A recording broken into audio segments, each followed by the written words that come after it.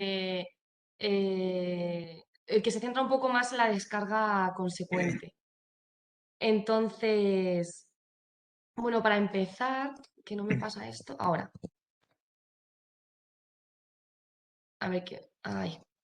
Vale, para empezar, este autor, que Buzzaki, no sé si se pronuncia así su nombre, plantea que hay como dos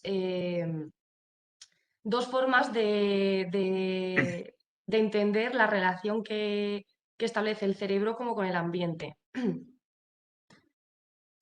Está el marco outside-in, en el que se establece como que la información que hay en el ambiente, el cerebro directamente la incorpora. Hace una analogía como si fuera pues un papel blanco, la tabula rasa más de filosofía más clásica. Y luego, por otro lado, el otro marco teórico sobre que él postula que realmente es el más acertado sería seguir un modelo inside out. De esta forma, el cerebro no es que simplemente registre los estímulos que hay en el ambiente, sino que su principal objetivo es generar acciones sobre las que va a evaluar las consecuencias sensoriales que esas acciones va a tener, todo esto pues con ayuda de los sentidos. Es decir, para explorar el ambiente el cerebro va a realizar acciones y va a tener en cuenta pues, las consecuencias sensoriales de esas acciones. En este caso, igual que en el marco como outside in, el cerebro sería pues, como un papel en blanco que va registrando, en este lo equipara como si fuera un diccionario que ya tiene reglas y dinámicas internas establecidas, pero que tiene palabras que en un principio no tienen ningún significado y que lo van adquiriendo conforme el cerebro va explorando el ambiente con sus acciones. Entonces,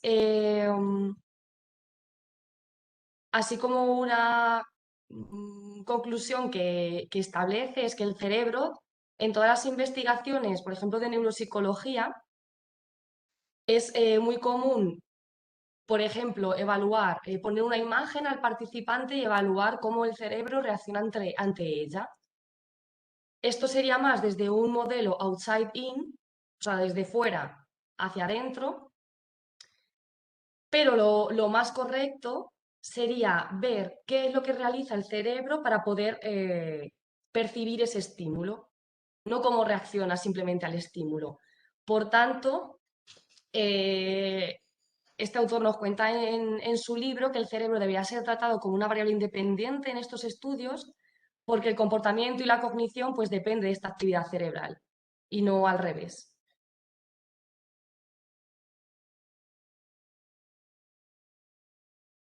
Durante todo el capítulo va poniendo diferentes puntos y va ejemplificando por qué el marco inside out es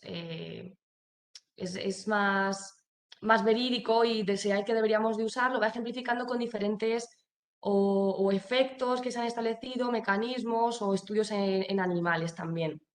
Entonces, en este caso, el primero de los puntos que comenta en este capítulo habla de que, bueno, que la acción es un prerequisito para que haya una percepción.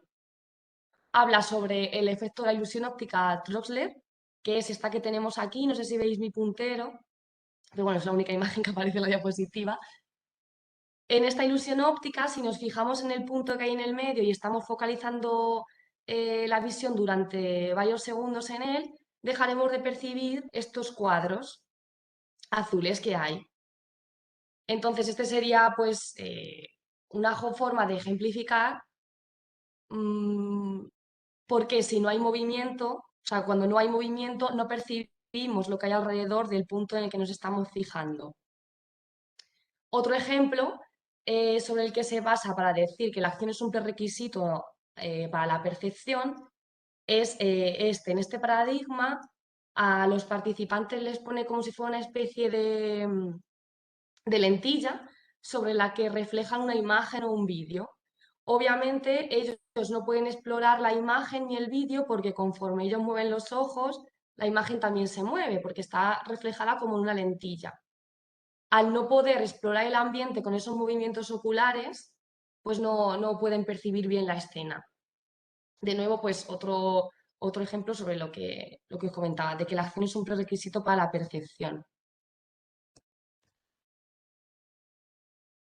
Entonces, comenta que no sería lo más acertado preguntarnos por qué el cerebro es engañado mediante estas ilusiones ópticas, sino porque el cerebro produce estas ilusiones ópticas. Las ilusiones ópticas no son errores, sino que se deben a la habilidad que tiene el cerebro para extraer la información importante que hay en el ambiente. Mediante las acciones que realiza, registra las consecuencias sensoriales que tienen lugar a causa de esta, y de ahí pues, bueno, pues establece las que son más importantes y no todas, no las más banales. De ahí que la percepción no es simplemente no es una representación objetiva del mundo, sino que el cerebro hace ese procesamiento activo mediante las acciones para generar esa representación perceptiva. Comenta también el título de justo este apartado del capítulo, se llama, es que no sé si lo veis, os está ocultando con esto, porque a mí se me oculta. Ahora, que la velocidad de la acción limita también la velocidad perceptiva. En este punto habla del fenómeno Phi, que por si no lo conocéis es este que se ponen bueno, es una bola que con una diferencia de unos 60 milisegundos, creo recordar, no estoy segura, primero se pone en un punto y luego pasa al otro. Es así. Pero al haber tan poca diferencia de tiempo, en realidad nosotros lo percibimos como que es un movimiento continuo de la bola, no como que es una imagen que alterna de un lado a otro. Comenta que no hay forma de distinguir entre las dos posibilidades. Las dos posibilidades serían o que la bola se está moviendo o que simplemente luce primero en un lado y luce primero en el otro, porque no tenemos mecanismos que sean lo suficientemente rápidos para, para poder detectar este cambio a nivel perceptivo.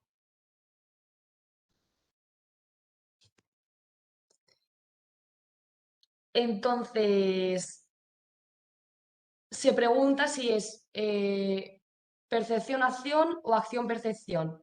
Para ello, se ilustra de nuevo en estos dos mecanismos.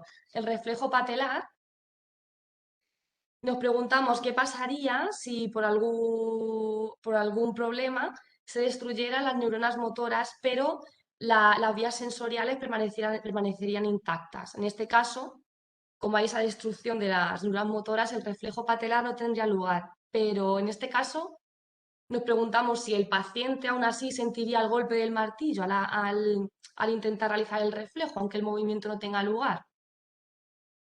Bueno, pues este autor se postula en que no tendría lugar, porque la activación neuronal tras el golpe del martillo no tendría significado para el cerebro, ya que no ha habido como una exploración por parte de este hacia el ambiente con la que haya podido otorgar un significado a ese estímulo. Por otro lado, comenta también la fase REM, concretamente las parálisis del sueño. Bueno, sabéis que en la fase REM hay atonía muscular, pero en las parálisis del sueño la persona se despierta antes de que esa atonía muscular haya acabado. Entonces, al haber esa atonía muscular, no nos permite poder explorar el ambiente y, por tanto, los estímulos que percibimos no le podemos otorgar ese sentido. Y de ahí que en las parálisis de sueño sea súper común tener alucinaciones, sobre todo relacionadas con temas más demoníacos y todo eso.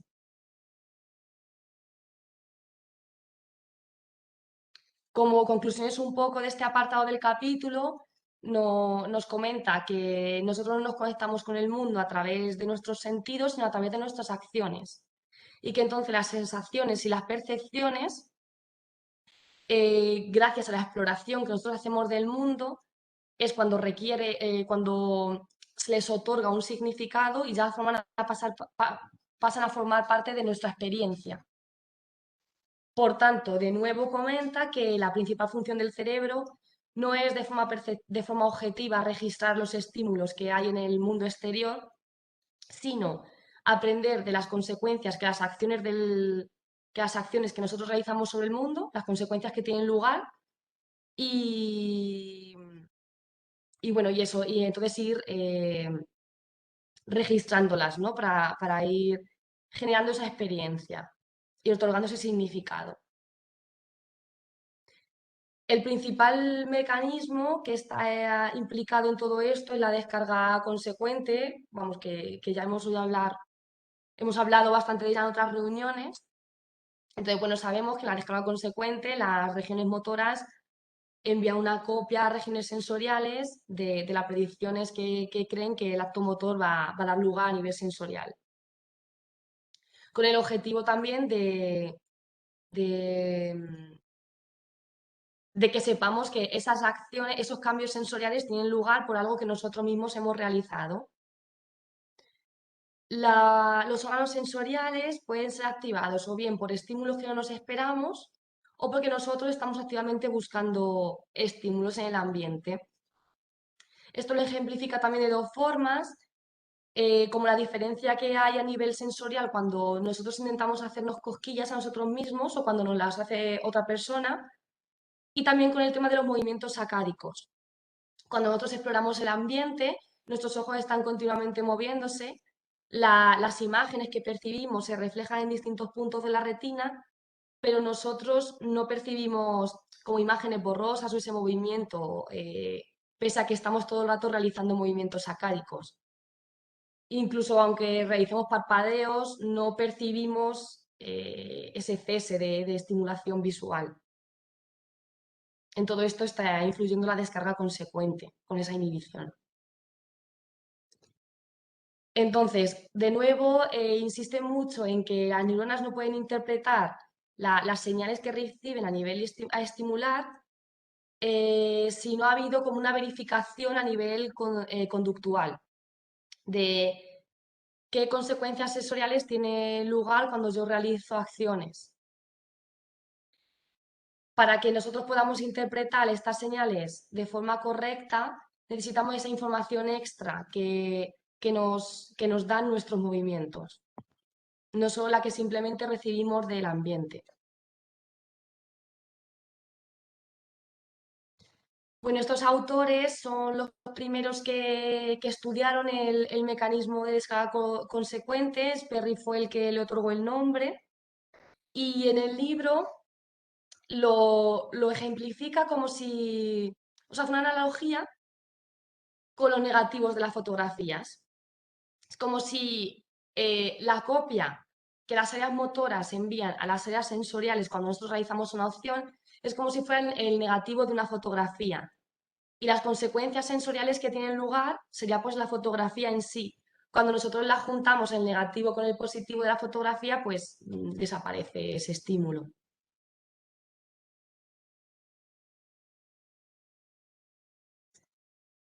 Comenta que podemos encontrar como al menos dos tipos de descarga consecuente, eh, como el filtro adaptativo, no sé si estaría bien traducido así, y sobre esto habla del caso de los grillos, que ellos, el ruido que ellos generan, sus decibelios son mucho mayores que el que nosotros generamos, por ejemplo, con nuestros pasos cuando nos acercamos a ellos.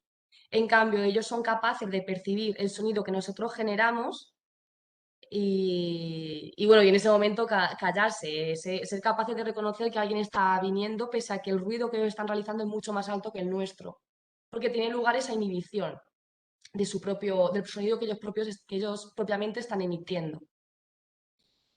Y luego también comenta esta forma de descarga consecuente que es el time division, en el que estaría pues también más implicado el tema de los movimientos sacádicos de los ojos, que nos hacen percibir la visión de forma continua y no salteada.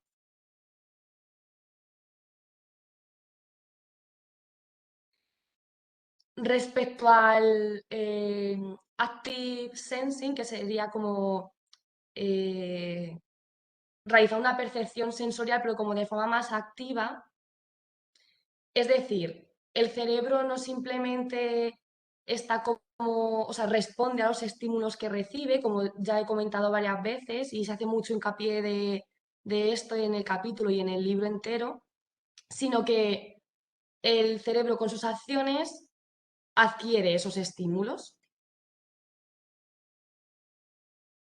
Entonces, la descarga consecuente está muy implicada en esta percepción sensorial activa, de forma que nuestros órganos sensoriales pueden registrar como de forma más eficiente lo que tenemos en el ambiente.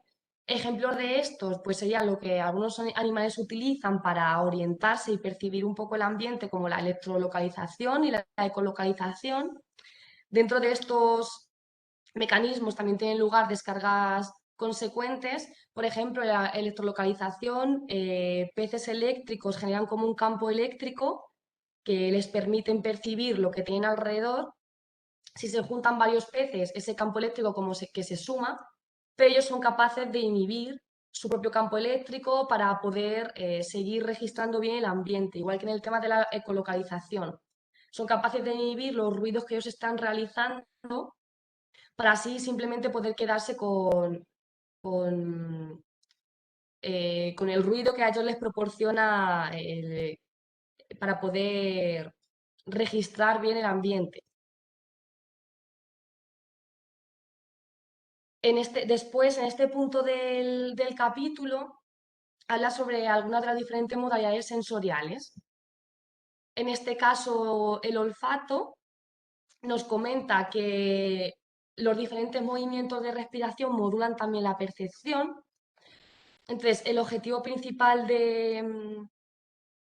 como del olfateo, del olisqueo, sería pues poder coger esa muestra de la sustancia odorante y que pueda pasar a través de los receptores sensoriales olfativos. ¿Qué pasa? Esta muestra no se toma de forma continua. Es igual que pasa con la percepción visual. También es de forma discontinua. Cuando nosotros inhalamos, sí que la registramos, pero en cambio al exhalar, pues se reduce ese muestreo de la sustancia. Entonces, por esto nos comenta que aquí también estaría implicada la descarga consecuente, que se iniciaría cuando empezamos con la exhalación del odorante.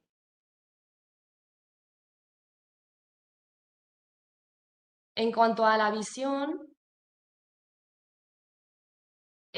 vuelve a nombrar el tema de los movimientos sacádicos, como la descarga consecuente es la que está implicada en que, o sea, manda como la señal al cerebro de que, oye, los ojos se están moviendo, pero este movimiento no es de la escena visual, sino que la estamos realizando nosotros, entonces se inhibe. Y luego, además, respecto a la agudeza visual, la mayor agudeza visual, cuando nosotros registramos una imagen, tiene lugar solo en una pequeña región de la fobia.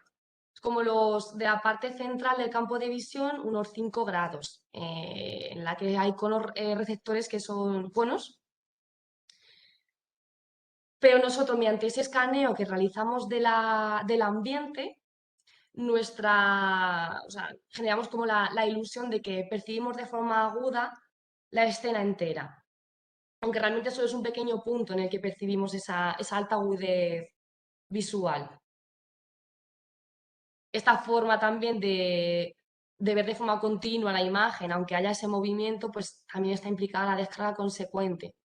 Y se habla también de que incluso cuando tenemos la imagen fija en algún punto, tienen lugar movimientos microsacádicos que se ha visto que también activan las neuronas del córtex visual.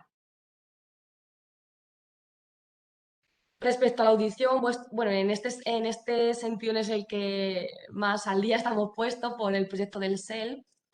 Y, y bueno, cuando tenemos problemas porque a lo mejor tenemos los oídos taponados, no solo presentamos dificultades para escuchar a otras personas, sino a lo mejor también para hablar e incluso para cantar, porque ese feedback auditivo es bastante importante para nosotros generar nuestro discurso.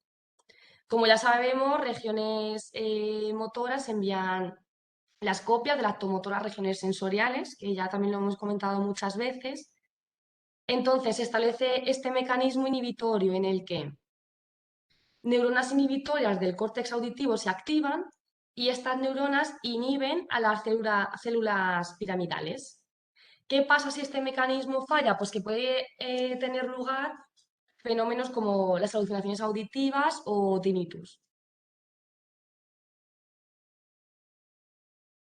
Respecto a las sensaciones corporales, comenta como estudios de ratones, bueno, con roedores, el movimiento que hacen con los bigotes sería como eh, semejante a si nosotros tocáramos con los dedos, pues todo, lo utilizan para poder percibir también el ambiente e identificar los objetos. Entonces, este movimiento de sus bigotillos también sería como, o sea, también estaría implicada la descarga consecuente en él. Los movimientos que realizan con los bigotes consiguen, integrándolos todos, identificar los objetos y poder navegar de forma correcta por el espacio en el que se están moviendo. Y de forma activa van generando esos movimientos de sus bigotes para poder percibir bien el ambiente.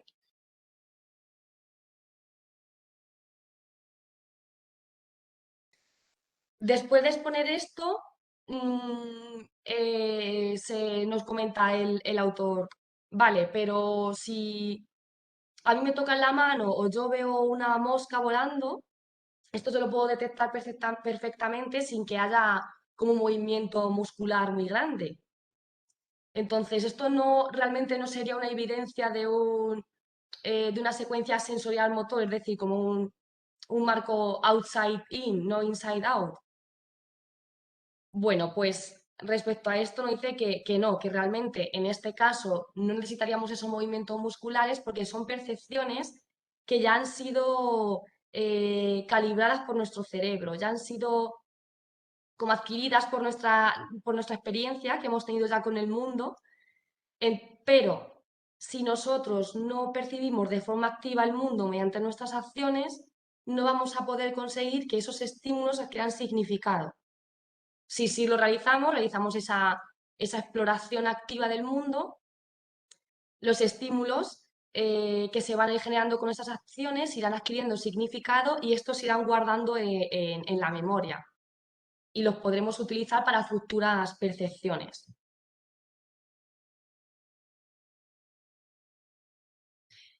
Comenta también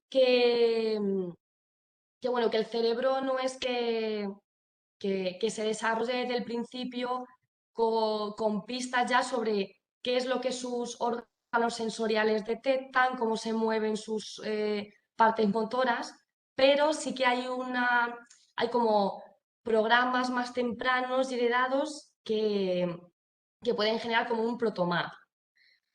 Por ejemplo, habla sobre las patadas que realizan los fetos cuando están todavía en el vientre de la madre, que eh, uno de los objetivos de estos movimientos que tienen lugar es que el cerebro pueda aprender pues, cuáles son las leyes físicas del cuerpo que está controlando. Pero es cierto que estos como protomapas no puedes deberse únicamente a una huella genética porque al final el cuerpo conforme va creciendo pues va cambiando de dimensiones físicas, entonces necesitas adaptación mediante la consiguiente exploración del ambiente.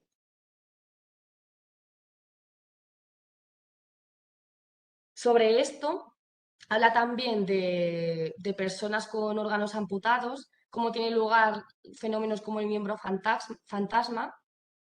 Nos comenta que si el corte sensorial fuera únicamente sensorial y solo dependiera de él el hecho de recibir estímulos externos, pues no podríamos tener una construcción mental de estos miembros que ya no existen.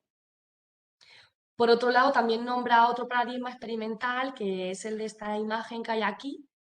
En él la persona participante se pone pues así delante de una mesa, aquí le colocan como un brazo de goma y tapan su brazo real. O sea, este brazo no lo ve la persona.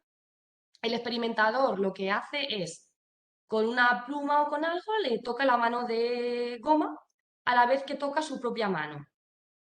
pero el participante o la participante no está viendo cómo le está tocando su propia mano. De hecho, no sabe, en teoría, de que también está tocando su mano real. La percepción que tiene esta persona es que la mano de goma, o sea, si tocan las dos manos a la vez, la de goma y la suya real, su percepción es como si la mano de goma fuera realmente la suya. Pero esto acaba cuando el experimentador mueve la mano de goma. Cuando él o ella hace un movimiento con esa mano de goma, ya esa ilusión de propiedad de la mano de goma se pierde y ya el participante no la reconoce como suya propia. Y bueno, para finalizar, nos comenta también el caso de estas dos chicas que son, bueno, he puesto aquí como enlace al vídeo de YouTube que nos enseñaste también, Vicente, por si no lo habéis visto o lo queréis ver. Eh, tienen dos cerebros, dos médulas espinales, pero el pecho es uno, tienen dos corazones, dos manos y dos piernas. Entonces, cada cerebro y cada médula espinal inerva una mano y una pierna. El tema de la percepción sensorial también, solo perciben la mano o la pierna a la que inerva su cerebro, pero son capaces de realizar movimientos totalmente coordinados bilaterales, y como por ejemplo caminar. Entonces, viendo este caso, nos preguntamos cómo puede ser que sean capaces de realizar estos movimientos coordinados y de forma tan sincrónica si no pueden percibir la otra parte de su cuerpo. Bien, pues una explicación sería que a la hora de nosotros generar nuestro mapa mental, en el caso de estas chicas, la otra parte de su cuerpo sí que pasaría a formar parte de su esquema corporal como resultado de las acciones que generan entre ambas hacia el mundo y va dando lugar a estímulos sensoriales que vuelven a procesar y eso hacen que en su esquema corporal sí que se integre la otra parte del cuerpo, aunque no la perciban como tal. Uy, que se ha reproducido esto. Vale. Para finalizar, así como conclusiones, diríamos que la percepción es un proceso basado en la acción, que todos los eventos que tenemos en el mundo adquieren significado mediante las acciones que el cerebro inicia sobre el mundo externo, que durante este proceso el cerebro no simplemente registra de forma objetiva todos los estímulos que tienen lugar, sino que procesa los aspectos más relevantes para el organismo, que estos modelos de experiencia que el cerebro construye en base a esta exploración del ambiente son diferentes, porque no percibimos de forma objetiva el ambiente, que el mecanismo que está implicado en todo esto, el principal mecanismo es la descarga consecuente, y que también la descarga consecuente serviría para esta percepción sensorial más activa que nos ayudaría a poder explorar nuestros órganos sensoriales de una forma más eficaz el ambiente. Y esto sería todo de este capítulo.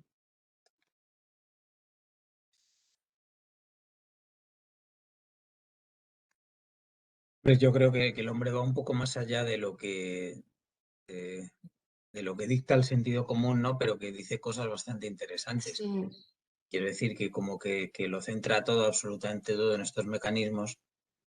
Y hombre, y parece que depriva al cerebro de una capacidad de percibir lo que hay alrededor y el sentido común no nos dice eso tampoco, ¿no? mm, Y fijaros qué curioso que el único mecanismo del que habla cuando me refiero a celular, cuando se refiere a los sustratos de la descarga consecuente es precisamente las células inhibitorias, es decir, unas células inhibitorias que funcionaran menos de la cuenta o peor en la región temporal auditiva podrían dar lugar a, a la confusión, digamos, de alguna manera, que dé origen a las alucinaciones auditivas, ¿no? sí. Entonces, bueno, pues yo creo que esto es un terreno que está bastante poco explorado todavía.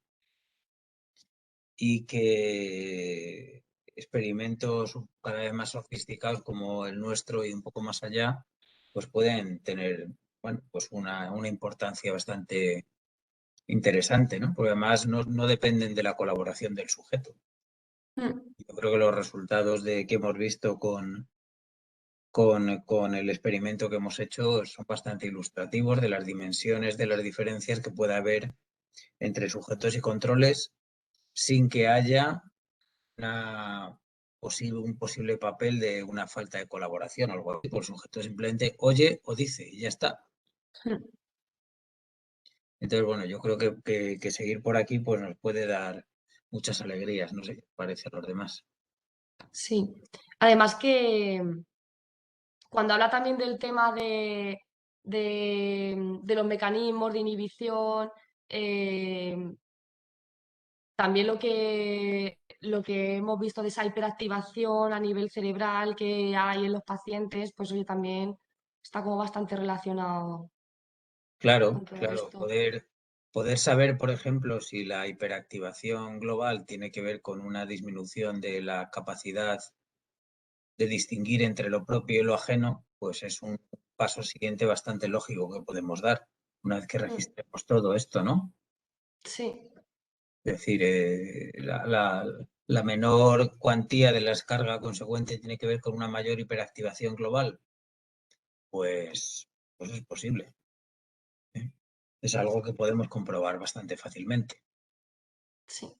En motivo de un nuevo artículo, no por escribir, sino precisamente para comprobar esta idea de si la descarga consecuente pues tiene que ver con una hipoactivación de los sistemas inhibitorios.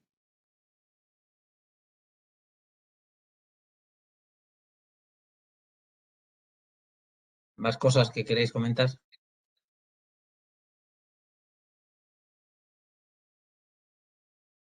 No, yo tenía un poco la crítica que yo creo que es lo que te referías, Vicente, de que parece que le da mucha importancia al... Completa, Porque sí. si esto del outside in y el inside out, al final es el bottom up y el top down de toda la vida. Parece que le da una importancia mucho al top down, pero como al propio acto de percibir, como que le quita un poco de Sí, importancia. sí, es justo es a lo que me refería yo, Yo sí. es a lo que he estado dando vueltas todo el rato, porque además es que con esto trabajé yo mucho. Todo el modelo ese de Freestone con el que yo estuve trabajando en Londres va por aquí, toda esta jerarquía de la que Ajá. hablábamos va por aquí. Incluso estaba yo dándole vueltas últimamente que a lo mejor sería interesante hacer algún tipo de análisis usando la metodología de Freestone con el experimento de Rosa, bueno, con este del self, porque precisamente lo que se enfoca es en estudiar dónde está, si es de arriba abajo, de abajo arriba, dónde están las alteraciones dentro de un modelo plausible de estructuras anatómicas, que yo creo que más o menos está definido en el caso de la descarga consecuente, plantear un network, una red de ciertas áreas que incluso se puede corroborar con resonancia magnética y, y estudiar dónde está un poco el énfasis de la activación y si difieren pacientes con respecto a los controles, si falla más en ese top-down o en el bottom-up, los Yo no mecanismos. tengo ningún inconveniente, lo único que teníamos que entender lo que hacemos. Sí, sí, sí, ya lo sé, Yo ya lo sé. yo he sido incapaz de entender nada de eso nunca. Pues más o menos va por aquí. Lo que pasa es que, claro, al final es un modelado un poco artificioso. Al final se va un poco de los datos en sí, Ya, pero bueno, pues sí, se puede hacer, desde luego. le voy a dar un par de vueltas. Ahora estoy liado con esto del programa docente y tal, pero en cuanto esté con un poquito de hueco, le voy a dar un par de vueltas a ver si sería interesante hacer algo. A lo mejor os puedo hacer una propuesta un día, incluso contaros en una reunión de estas, a ver una propuesta de investigación más o menos con lo que yo tengo y a ver qué sale de ahí. Vale, perfecto. Sí. Pero bueno, más adelante, un poquito más adelante. Dame un Sí, tiempo. sí. Sí, él cuando habla, hay una parte del libro, ahora mismo no recuerdo dónde era, pero habla también del tema de la diferencia entre top-down y down-top y dice como que realmente lo de outside in e inside out no se refiere a lo mismo. Ajá. O sea, él dice que no es que establece como si fuera una jerarquía de dónde a dónde va la información, sino que sería como la forma en la que el cerebro se relaciona con el ambiente exterior, de fuera hacia adentro, de dentro hacia afuera, pero no de arriba abajo a abajo arriba. Eso es lo que él comenta. La diferencia, pues no sé si la entiendo muy bien, la verdad, pero eso es lo que yo he leído que dice el libro respecto a eso. Elimina como, digamos, como una jerarquía que habría entre... Sí, Ujú. Claro, la jerarquía al final son áreas más asociativas, más abstractas, frente a áreas más sensoriales, más directas, en contacto más directo con la realidad, con el mundo externo. sí, Pero no termino de ver yo por qué no habría esa jerarquía en el inside out, outside in. ya. Es Pero bueno, complicado porque al a ver final... sí. mm, Leeré este capítulo un poco más detenidamente. Me ha parecido que tiene unos ejemplos bastante interesantes, porque además muchas de Sí, estas cosas de la percepción, yo sí lo intento contar muchas veces a los mm, chavales, cuando vemos las funciones cognitivas, de que al final el cerebro es una máquina mm, que hace ese ciclo constante de percepción y de acción, en el mm. que una cosa no tiene sentido sin la otra. Es una anticipación constante que tiene el cerebro a lo que ocurre en el mundo externo. Sí, la verdad es que, o sea, es bastante dinámico, se lee bien porque sí que tiene como muchos ejemplos, pues eso, o de ilusiones, o de mecanismos, o de tal, o de conductas, como para explicar un poco de dónde viene su marco inside out. Sí. Bueno, parte de eso nada más. Muy bien. Vale. Nada, Muy sin bien. más comentarios lo dejamos, ¿nos parece? Sí. Vale. Bueno, pues nada, ya comentaros simplemente que el proyecto del FIS lo hemos presentado a través del hospital porque al mandarlo a la universidad nos pusieron un montón de trabas burocráticas que consistían en pedir ahora un montón de papeles que el hospital no pide porque normalmente no se piden. El Carlos III no exige la firma de los investigadores, sino que el hospital diga que las puede conseguir en el momento en el que si las pide alguna vez. Nunca las ha pedido el hospital, ni ningún hospital, pero la universidad las exige y además un documento de que el gerente de cada sitio le deja participar a cada uno de los investigadores, cosa que tampoco nos han pedido nunca. Y sí, están en su derecho de pedirlas, pero es un obstáculo. De hecho, se retiraron las firmas del FIS de los documentos precisamente para facilitar este paso. Pero bueno, es así, ya encontraremos otra manera de tener un proyecto con la universidad. Sí. Vale. ¿Vale? Venga, pues que vaya todo bien. Venga, hasta Igualmente. mañana. Hasta luego. Pero si no tengo yo. Hasta mañana. Adiós.